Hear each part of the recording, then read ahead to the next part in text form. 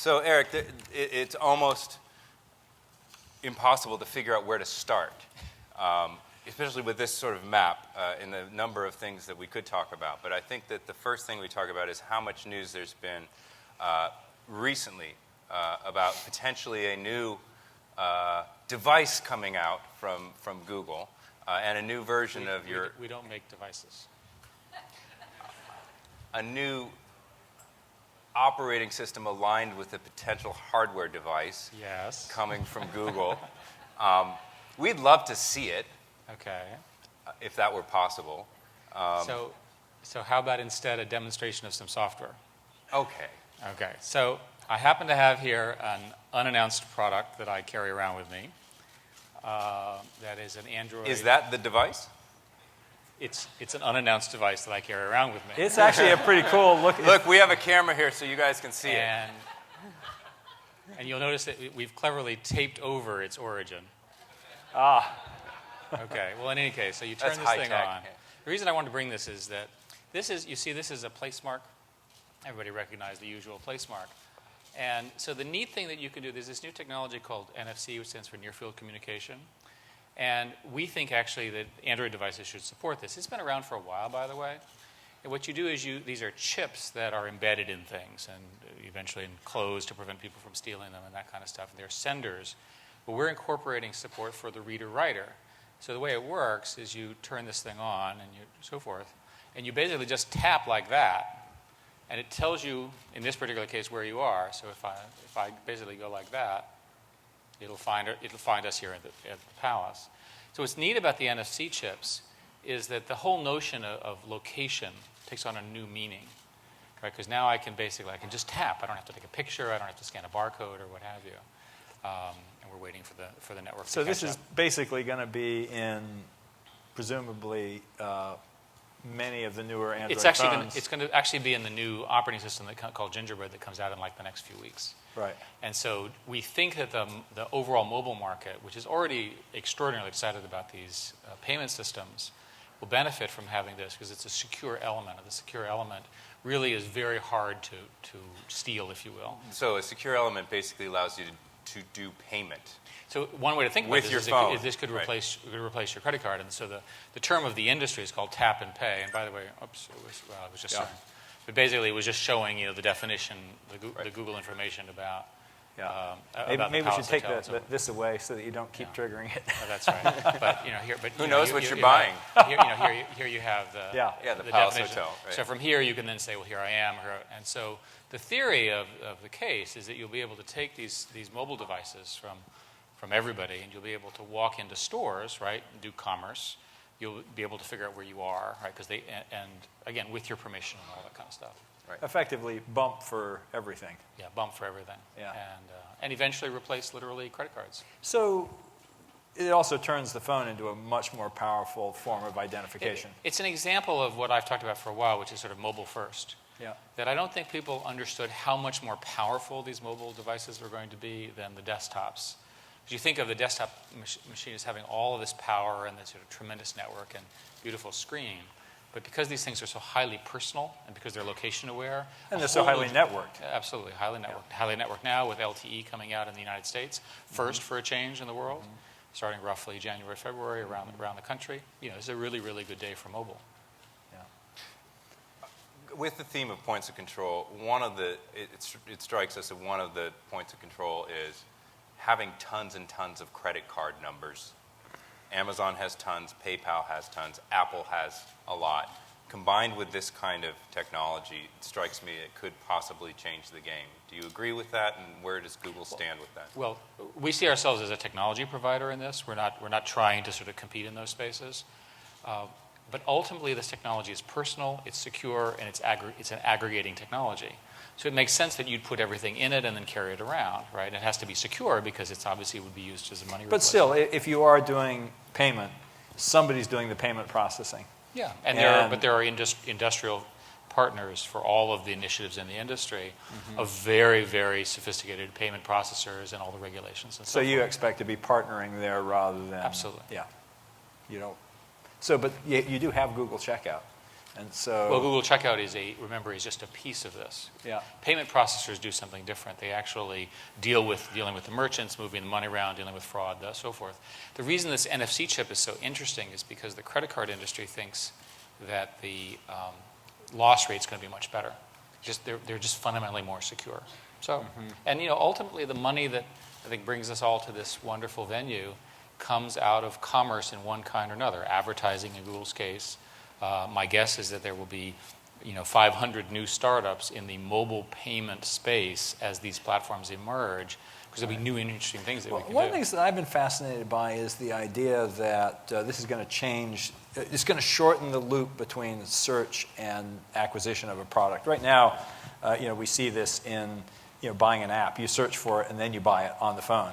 But this really makes that possible in the real world. You can search for something. But forget search, right? So we're in the search business. Yeah, that's shouldn't really say that. That's so last year. In the new world, you have to actually label jokes, right? You can't just sort of say them. That was a joke. Yeah. Okay, so in any case, imagine I'm walking down the street, and instead of typing my search, my phone is giving me information all the time, and it happens to know that I need, new pants or something like that, so forth. You can imagine all sorts of linkages between autonomous search and location-based search, where you are, where your stores are, what your preferences are, again, if you opt into these situations. And it is likely to drive a very, very large mobile business and mobile e-commerce business. Right. And the scale of commerce is $14 trillion, which is the global GDP. Yeah.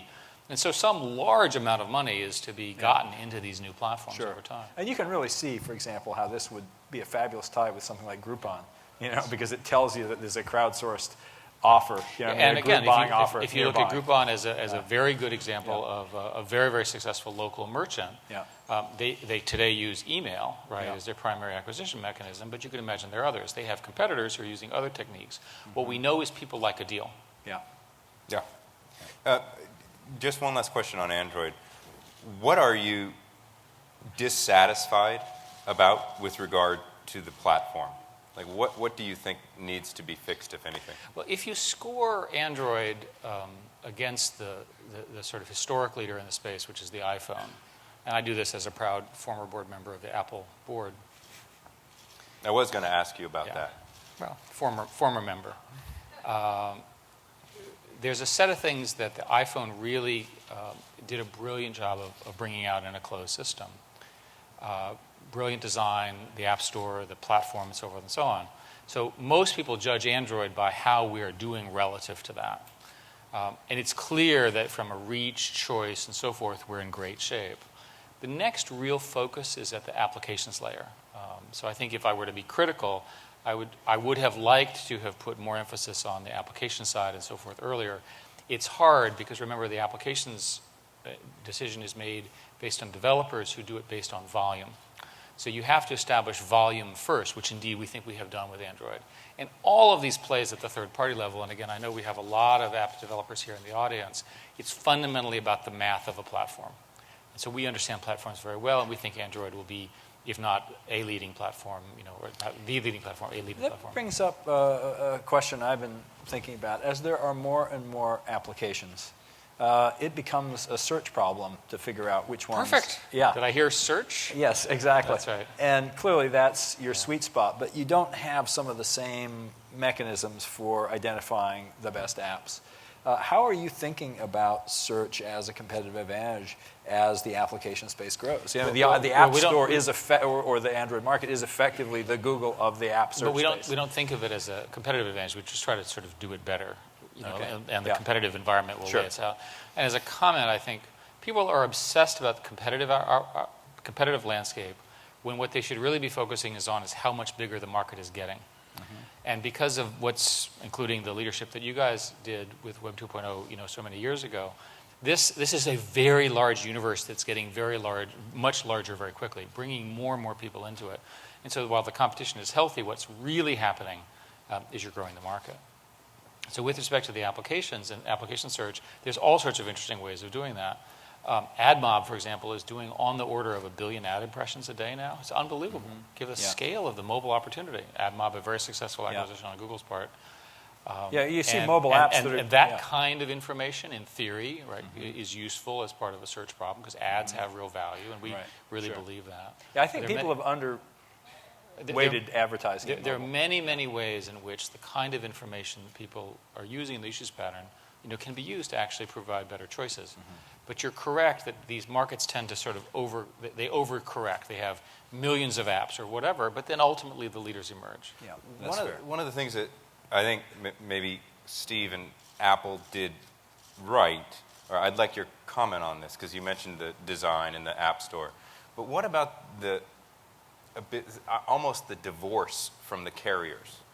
The ability to pretty much set your own business terms and say, I don't want your stuff on my phone. Well, and do you think that Android's ever going to be truly free of that? Well, I certainly hope so, in the sense that the Android model is different from the Apple model very distinctly on sort of pretty much every point, right, in terms of choices and opportunities. And it's open systems versus closed systems, and closed systems have their advantages, and open systems have their advantages. Google made a bet in its founding and the years I've been associated with it, and making another bet on open systems. We're willing to let the carriers and the vendors and so forth set their pricing, set their distribution terms, and so forth. We think that's the right model. When you discontinued this store and the Nexus 1, did you do that forever? Or is there a point at which you I said there would never be a Nexus 2. But an S, perhaps. I said 2. All right, we'll move on to another subject. You'll notice the similarity, there's so much to cover between an S and a 2. Yeah, that's right, dyslexic. That's right. Recently, there was a big story, and a fellow lost his job over this story, understandably, I would presume, for disclosing it, that you were giving a raise to everybody at Google, and that's been confirmed. Can you talk a bit about the environment that we're in right now for talent and how you came to this decision?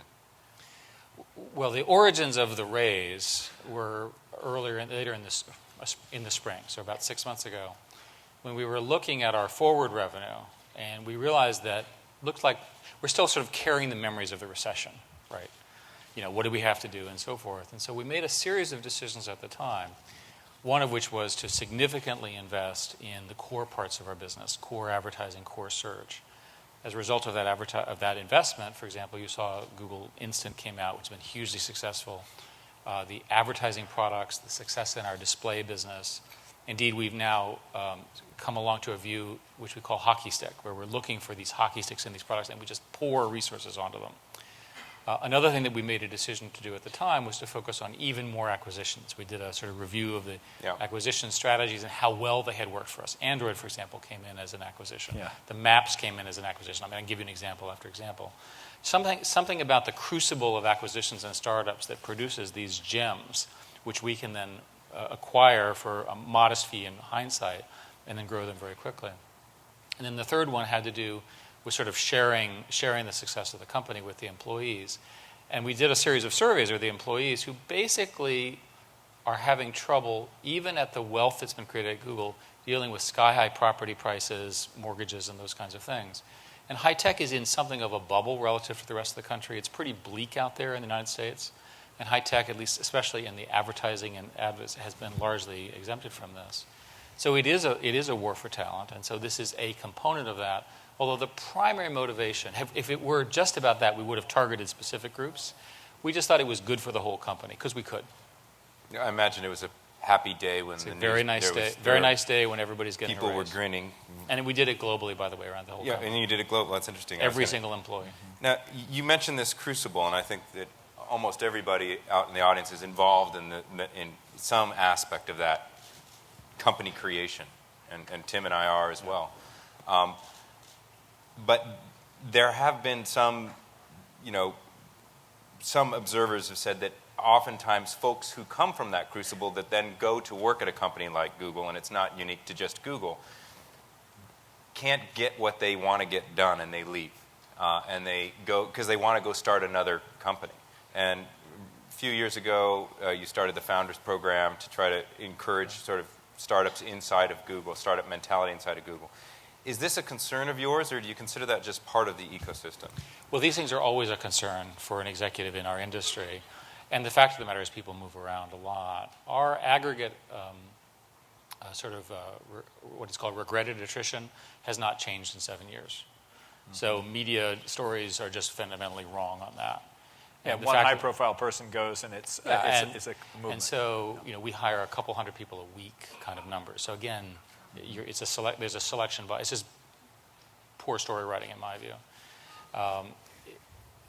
Any company of scale is subject to the following narrative: big, fat, dumb, and happy, right? And if you look at the history of Silicon Valley, all of the companies sort of face this question. So how do we answer this question at Google? Well, we have lots of autonomous units that try to do things. The company is fundamentally decentralized. The decision making is made pretty low level.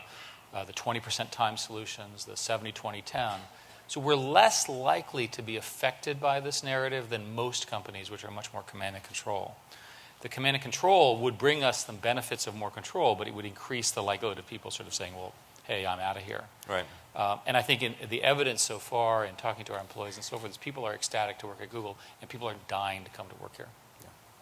But back to M&A, you have had some incredible successes with acquisitions. You've also had some notable failures. I think every company does. And we celebrate the failures. We understand that we're not going to be 100%. We did a scoring pretty thoroughly, and virtually all of our acquisitions have had a pretty significant impact on the company, either in terms of brands that they brought in, products they brought in, or simply talent. If you trace where the talent ended up, they stayed, and they ended up doing interesting things. Mm-hmm. Yeah. So I might ask you a question that is predicated on one of those times when you wish you had the joke tag. Mm-hmm. But Google has been in some hot water with various regulatory agencies, Canada, Spain, Germany, over the last few months.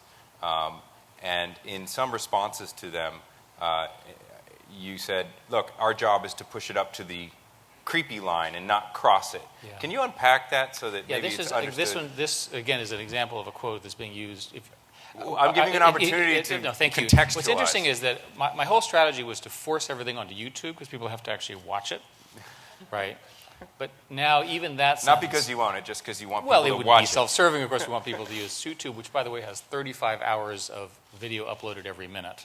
A truly amazing more than the last time I heard that. And disturbing statistic, I think. So it shows you the success. The term that I was referring to is that there is clearly a line that we should not cross. Classic example here is face recognition. It is technically possible to do face recognition live, real time. Right?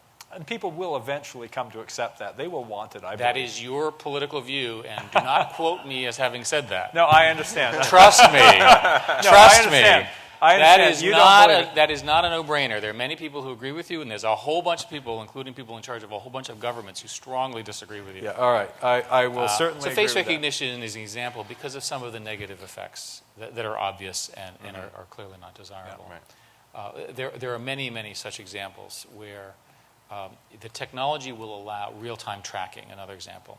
We have a rule about Google Maps and Google Earth that we don't show images that are real-time, because we don't want them to be used to track things. So these are examples of a line that we've decided not to cross. So that was what I was trying to express. Right. So is your autonomous vehicle, where does that go on that line? Give you an example of how crazy this thing is. There are on the order of 30,000 people terribly killed in America on the highways this year. The number has been relatively stable with traffic improvements and growth in society. It's obvious to me that if the car had buggy software and you were drunk, it would still be better for the buggy software to drive you home than you, right? So just think about it. Now, we would never in our society... It might be better just to not get in the car. Well, again, if we could figure out a way to do that, I guess we'd discuss that. But the fact of the matter is you'll fundamentally be better off with at least a driver helper. So the insight that we had a long time ago is we can build these driver helpers.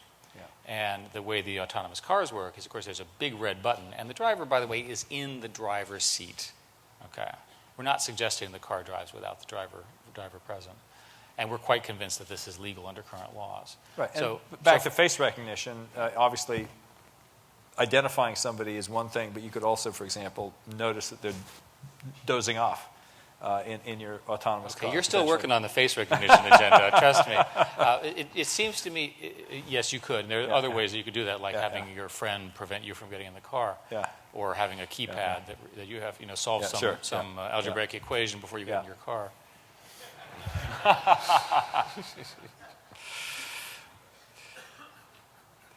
You clearly don't want to go there. Well, I'm just curious about, I agree that this idea of the line makes sort of intellectual sense, and I think everyone gets it. But as you point out, everybody has a different line. Yeah, I was going to say is that what we have learned is that people disagree on where that line is, and it's not up for Google to make that decision. And what's happening is the technology that all of us are involved with are bringing questions that really didn't have to be answered before to be formed. In Google's case, information that was public but not broadly known is now broadly knowable because of search engines, and we understand that. It was public information, but a relatively small number of people did it. The other companies have similar sort of narratives. Facebook, for example. And again, you guys can talk about those examples. But the fact of the matter is society is going to have to confront all sorts of uncomfortable questions, right? The line between privacy, security, the need for the police, what police surveillance kinds of questions. Right. All of these questions, and I'll give you an example. In England, when you're in London, when you walk down the street, you're likely to be on a camera.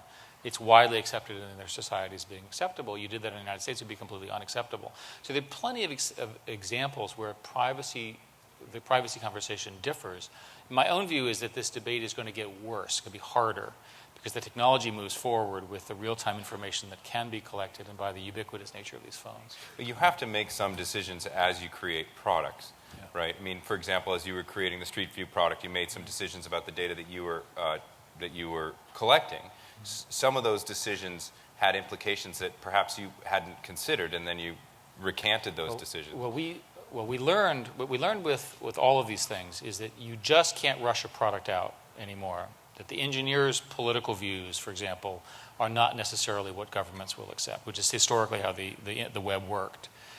Street View is a classic example where we started off with face blurring, the omission of certain sensitive sites like battered women's shelters and that sort of thing, and also license plate blurring. And we figured that would be sort of good enough. That was our initial assumption, and everyone agreed to that. But in some countries, that's not good enough. So then we added the ability to delete your house from the images after the drive-by had occurred. And for most countries, that seems to have worked pretty well, and Street View is a hugely successful product. But there's one country where not even that is sufficient, and that's Germany, where there we actually put in prior to driving blur, omission. In other words, we'll drive by and we will never take the picture of your house. Which was, and it's a request thing, widely publicized in Germany.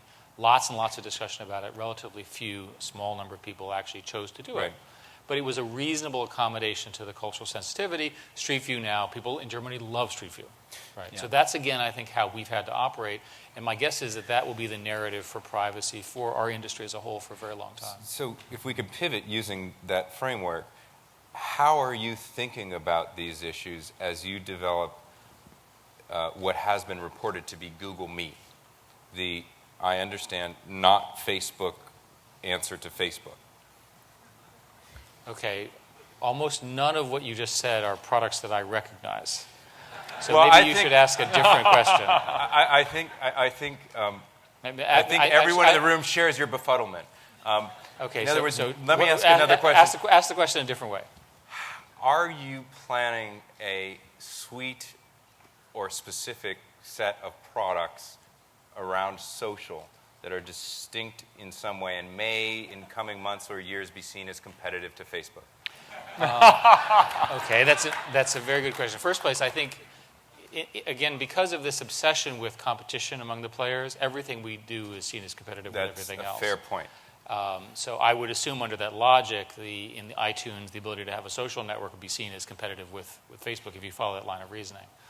So I would rather answer the question by saying that we agree that social information is very important, in particular the name value graphs that are being generated. We think that that link structure has great value technically and for purposes. And a classic example would be in search, right?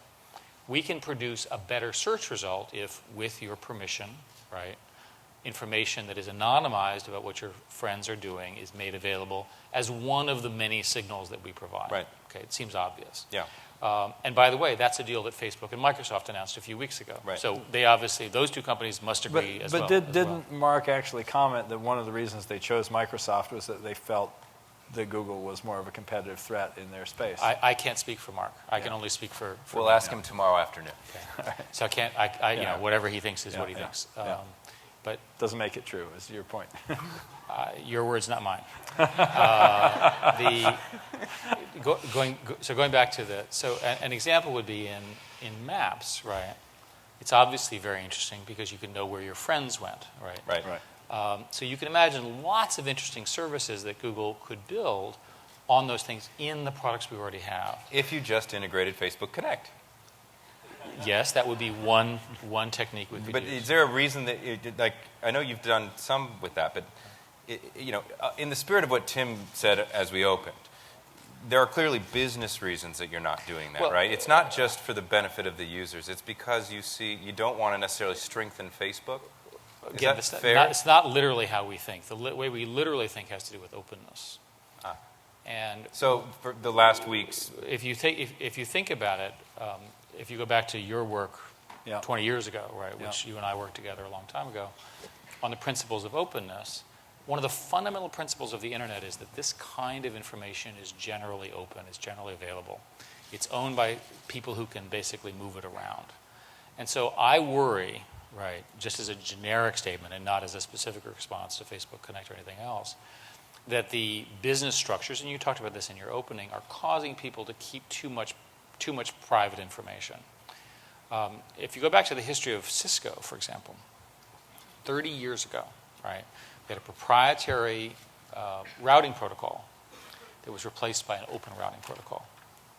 And yet it still produced an amazingly successful company, which is the leader in its field. So it's possible to build network businesses, which is what all of these businesses are, using completely open protocols. Right, and to your point, we do have some major players today who are not very webby. Yeah. They're not very internet-y in the way that we have grown to know and love. And I think you worry, and I know I certainly worry about the downstream effects when people wake up and find out that they've been owned in some way. And I think in general, we've taken the position that user data is the users, and it should be possible for them to move it back and forth. So, to the point that John brought up, the little spat between you and Facebook about Gmail scraping being one way. Yeah, so indeed, we still allow people to export their contacts. Right.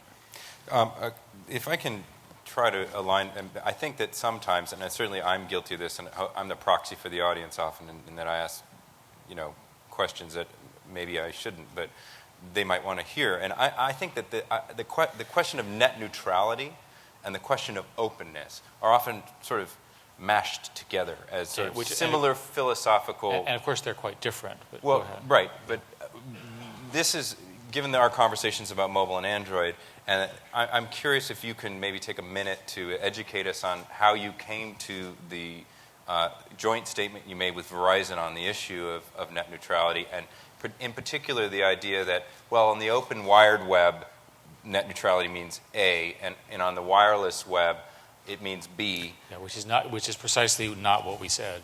A little bit of background. It's helpful, by the way, to define the terms.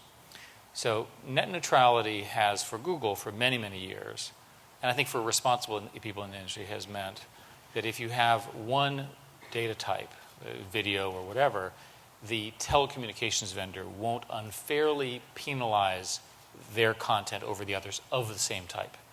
It explicitly allows for discrimination between different types. So you could prioritize video below audio, for example, or SMS or whatever networking decision. And we, Google, have always been in favor of that, and we continue to do so.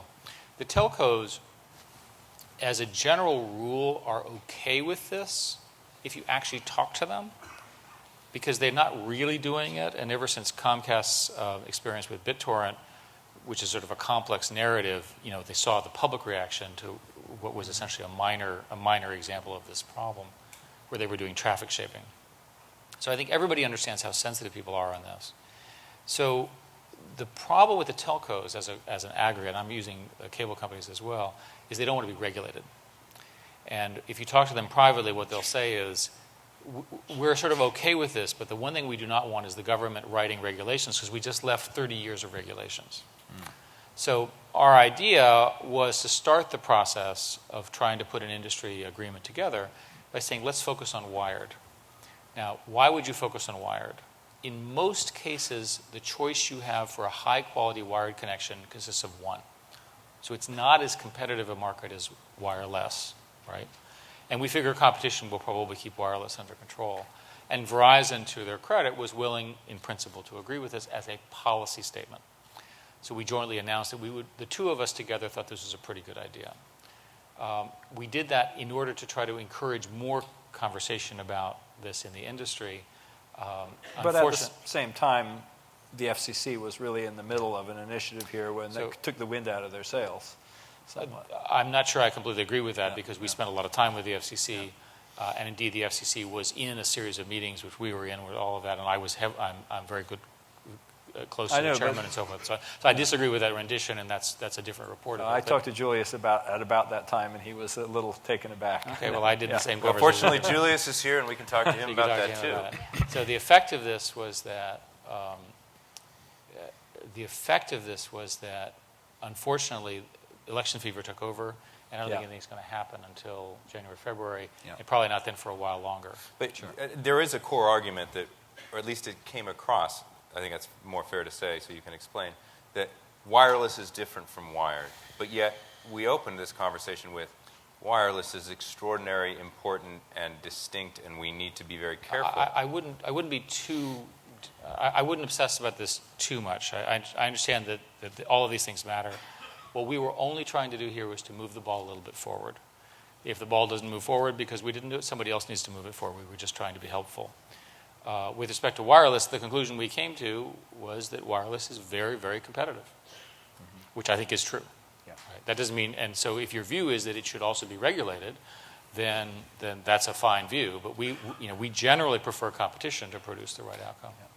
But as you said, the principle of net neutrality, as you describe it, just to make sure I understand this, should apply absolutely to wired, but not necessarily to wireless, is how I read it. We didn't actually say that. What we said was that we could, after lots of arguing with a partner slash foe in the debate, we came to common ground in this area. So our proposal was the wireless stuff you deal with separately, which is not the same thing as what you said. I want to come back to this. Location is a key part of mobile. And how important is that? You recently moved Marissa Mayer to a new position. Marissa was actually promoted to do all of the local maps and geographic stuff.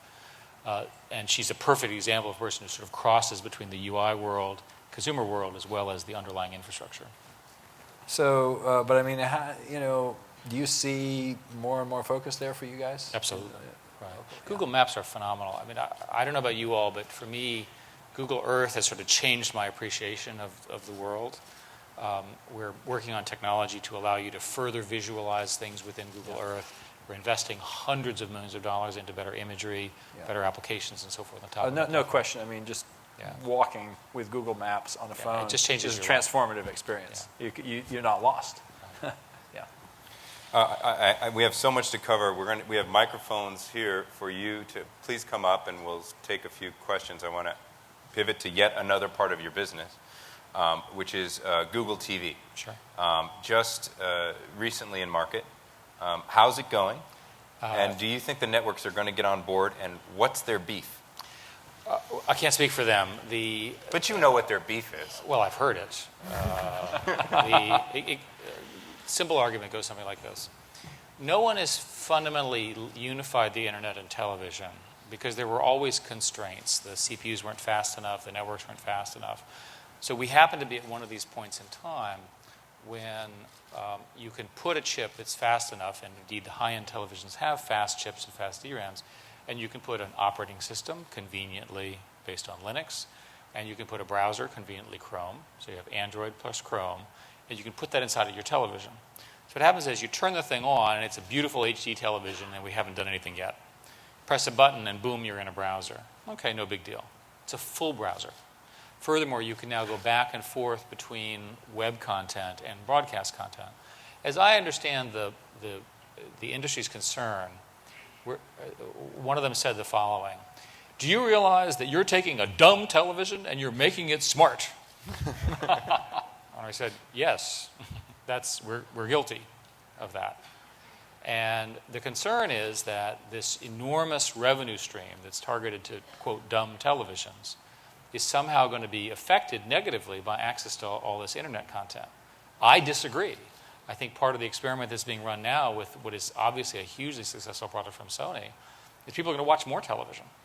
Because they're going to watch the broadcast content, and then they're going to go and check things and learn things on the web. But they may also watch through different companies. You look at what Netflix is doing with streaming, for example, huge impact. But Netflix is also a significant source of revenue to the broadcast studios and so forth. Right. Netflix pays a pretty penny for all of the rights for that content. Yeah. And they're a good player there and a good partner for us. So I think one way to think about it is, all of a sudden, what do you fundamentally believe will happen with television? Do you think fundamentally people will go to the web to content that's stolen, if you will, or do you think that they'll watch more television and have a richer experience? We believe the latter. The one thing I was going to add about Android is, because it's a full browser on Google TV, you can have a tremendously powerful set of applications. Everyone has missed this. It's a whole new platform play on your television. Television is a big business, guys. Yeah. Well, maybe that's what they're afraid of. Yeah. Well, but the platforms could be very interesting. Gaming platforms, immerse yourself into your own television. Lots and lots of new revenue sources in there. I mean, come on, let's think about the creative possibility here. I think everyone in this room pretty much pro-creativity. I have a sense those who control the current revenue stream into the television through a cable box may be less interested in innovation outside of their model. Well, again, I'm not trying to speak for them. I'll just observe that the way to get more revenue is to create more revenue sources. And you can do that with things like Google Television. Yeah. All right, we should get to questions. Over here. Thanks. Mark Mahaney at Citi. Hey, Eric. You recently disclosed that mobile's a $1 billion revenue run rate. Display advertising's $2.5 billion. It took you 4 or 5 years for both of those, a lot of acquisitions, a lot of internal investments. 3 years from now, what's the next $1 billion incremental revenue opportunity for Google? Is it TV? Is it enterprise apps? Is it Google Me? Well, the next sort of large revenue, the next large incremental revenue for Google is clearly in the display business. Invite Media, a company we acquired a few months ago, is growing at 10% a month kind of growth rate. It's become the way in which you do your ad insertions. We have, I think we have the largest display ads platform measured by reach of anybody because of the combinations of what we did. The mobile one, of course, is going to be a huge one. What happens after that? Enterprise is clearly one. There are probably very interesting digital goods and commerce kinds of businesses that could be built up on top of the platforms that we've been discussing. Our priority is to get the platform established, get the ecosystem working, and then somehow people will figure out a way to make money. It's just too big. These are too big an audience not to be monetized. Over here. Jean-Baptiste Su with l'Expansion in Paris. Yes, hi, Jean-Baptiste. Hi, Eric. Just to follow up on John's question. Sorry, I broke my voice. Too much fun this weekend. The networks put out from the Google TV platform, Fox put out, and others. You probably talked to them beforehand, before you launched Google TV. They were on board. What do you think made them, turn the back and Well, again, I think you're adding a little more drama to the question. I'm a reporter. Yes, you're a reporter.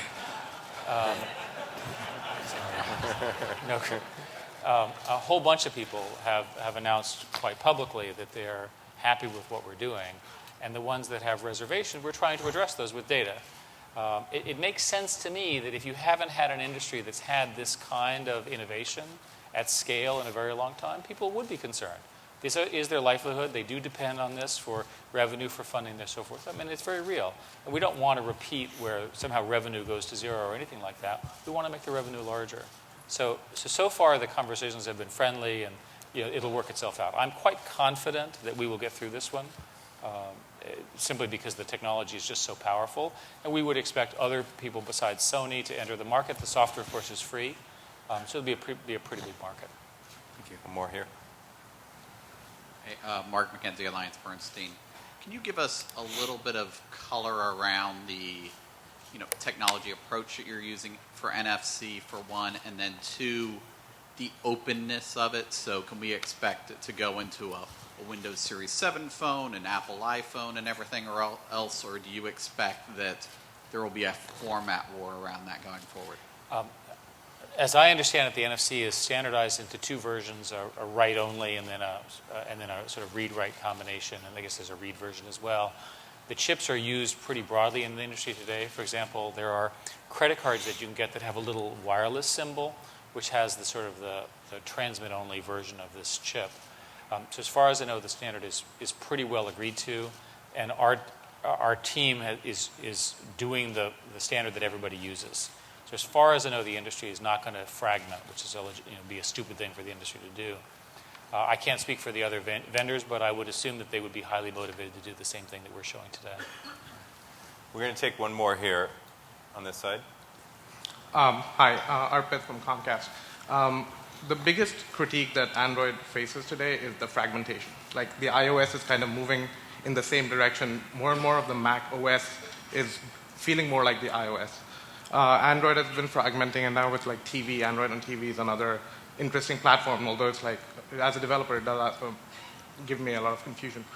My question is, like, in this world, where does Chrome OS fit in? Like, what's the logic of Chrome OS? Another, like, now I'm confused, like, on a particular size device, is it going to be Chrome? Is it going to be Android? Yes. Actually, a very good question, and let me suggest two separate questions. The first question had to do with fragmentation possibilities of Android. We use sort of a carrot and stick approach. Basically, the standardization of Android allows people to use the single app store, and everybody needs that app store, and the app store depends upon Android not being fragmented. The stick, of course, is the contracts that are part of the Open Handset Alliance and so forth do not, in fact, allow for the fragmentation. So this charge of fragmentation is a historic fear. I lived through the fragmentation of Unix, which was sort of ultimately, I think, hurt Unix 20 years ago, and you understand this very, very well. But there are some features that are added for each phone that you can't take out. Features are not the same thing as fragmentation. Adding value added is great. We want people to add things.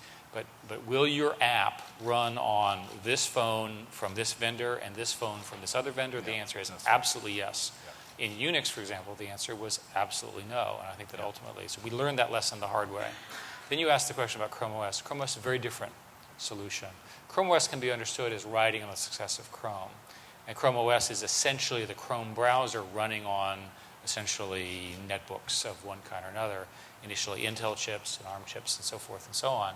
Again, also open, fully open sourced. We don't want to sort of call the question and say this one does one thing, this does the other. So far, the model seems to be that the Android solution is particularly optimized for things that involve touch in some form. And Chrome OS appears to be focusing primarily on keyboard-based solutions that are of the traditional PC variety. And that's how the market seems to be segmenting. And we'll see. Chrome OS is not shipping yet in any volume, so we'll see. And you should be the judge. We're absolutely going over, and I want to keep going. So I'm going to ask one more question, and then we're going to have to cut it off. I'm sorry, but if you don't mind staying a little late. Hi there, this is Sean Hollister with Engadget. I wanted to ask, you spoke a little bit about where Chrome OS fits. Can you tell us when we'll see it on netbooks, and if we'll see it on tablets? Well, because it's open source, the answer is yes, yes, yes, and yes. Just as you'll see Android on everything. The primary design center, again, has been on netbooks. But of course, there's nothing preventing it to be on larger or smaller devices. It's designed around something with a keyboard, though. But a time frame? The answer is that the software is coming out in the next few months. Okay. And then do you have a time frame for Gingerbread? I'll just tack that on the very last bit. Next few weeks. Next few weeks. Thank you very much. Well, Eric, I want to say thank you very much for coming and for submitting yourself to both of our questions today. I'm glad to be back, and congratulations on a great run, and you have many years ahead. Thank you. Join us in thanking Eric for coming.